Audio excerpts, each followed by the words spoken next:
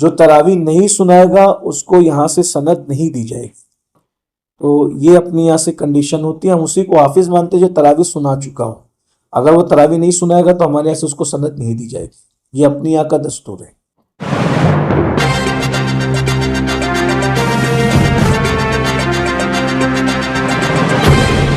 دیکھتے رہیے the prime news عبد الرحمان کے ساتھ۔ بسم اللہ الرحمن الرحیم، الصلاۃ والسلام علیک یا رسول اللہ وعلی آلک و اصحابک یا حبیب اللہ صلی اللہ تعالی علیہ وسلم۔ کام بولے لیجئے تم کو جو راضی کرے، ٹھیک ہونا میں رضا، تم پہ کروڑوں درود۔ آج آپ سب کو مدعو کرنے کا مقصد خیر یہ ہے کہ کل 28 جنوری 2025 مغرب سے لے کر رات 10 بجے تک ATT ہائی اسکول کے گراؤنڈ پر سنی دعوت اسلامی کا جو مدارس کا شعبہ چلتا ہے، شعبہ مدارس، اس کے تمام اداروں کا مشترکہ اجلاس ہے، جس میں 185 بچے اور بچیاں، حافظ، عالم، عالمہ، قاری، قاریہ اس کی سند لے رہے ہیں، اور اس میں خطاب کرنے کے لیے داعی کبیر ہمارے امیر حضرت علامہ مولانا الحاج محمد شاکر علی نوری صاحب خصوصی خطاب کے لیے تشریف لا رہے ہیں۔ اصل میں شعبہ مدارس کے قیام کا ہمارا مقصد یہ تھا، 2007 میں چند مدارس کو لے کر ہم لوگوں نے اس شعبے کی بنیاد رکھی، اور آپ جیسا کہ جانتے ہیں کہ ہمارا گنبد و مینار کا یہ جو شہر ہے، اس میں جو ہے وہ لوگوں کے اندر ایک ذوق یہ ہے کہ ہر انسان اپنے بچے کو ناظرہ قرآن پڑھوانا چاہتا ہے، اور یہ ہماری ضرورت بھی ہے کہ اتنا قرآن ہر بچے کو اور بچی کو پڑھنا ہے کہ وہ تلاوت کر سکے، اور ساتھ ہی ساتھ کلمے ہیں، نماز ہے، اور غسل ہے، وضو ہے، ضروریات زندگی کے مسائل وغیرہ ہے، یہ ساری چیزیں ان کے اپنے علم میں ہو۔ تو دارالعلوم کے اندر سب لوگ اپنے بچوں کو نہیں بھیجتے، تو ہمارا مقصد یہ تھا کہ دارالعلوم کے ساتھ ساتھ جو ہے وہ مکاتب ایسے قائم ہونے چاہیے جس میں بچوں کو قرآن کے ساتھ ضروریات زندگی کے اور شرعی عقائد، یعنی کہ شرعی مسائل اور عقائد سے متعلق معلومات ان کو ہونی چاہیے۔ تو اس کے لیے ہم لوگوں نے مکاتب اور مدارس کا سلسلہ 2007 سے شروع کیا، اور اب الحمدللہ پورے شہر میں ہمارے 82 مکاتب ہے اور 4 دارالعلوم ہے۔ ایک دارالعلوم جو ہے وہ قیام و تعام کے ساتھ ہے، جو جامعہ قادریہ کے نام سے ہے، اور باقی 3 دارالعلوم ایسے ہیں جو بچے اور بچیاں آتے ہیں اور پڑھ کے چلے جاتے ہیں۔ تو اس لیے آپ حضرات کو مدعو کیا گیا ہے تاکہ جو ہے وہ اس سلسلے میں آپ لوگوں کے ذریعے سے ہم اپنے شہر کے لوگوں تک اس بات کو پہنچائیں کہ الحمدللہ جو ہے وہ شعبہ مدارس سنی دعوت اسلامی کے زیر اہتمام اتنا بڑا کام ہو رہا ہے کہ بالخصوص یہاں پر جیسے یہ جو مسجد یا رسول اللہ ہے، صرف یہاں پر جو بچے آتے اور پڑھ کے چلے جاتے ہیں 450 سے زائد ان کی تعداد ہے، اور جن بچوں نے اسکول پڑھنے کے ساتھ ساتھ قرآن مقدس کو حفظ کیا ہے صرف یہاں پر ان کی تعداد 22 ہے، اور لڑکوں کے ساتھ لڑکیوں نے بھی، بچیوں نے بھی، 2 بچیوں نے قرآن مقدس مکمل حفظ کیا، اور کل فجر سے لے کر وہ بچیاں شام تک انشاءاللہ ایک بیٹھک میں بچیاں پورا قرآن سنانے والی ہیں الحمدللہ تعالی۔ اس سلسلے میں آپ لوگوں کو زحمت دے گی۔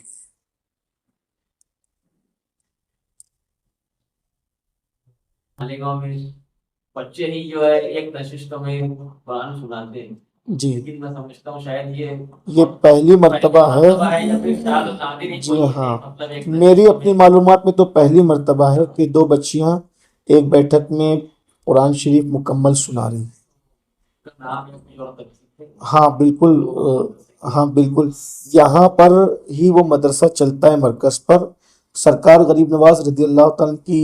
ایک بیٹی تھی شہزادی، جن کا نام بی بی حافظہ جمال تھا،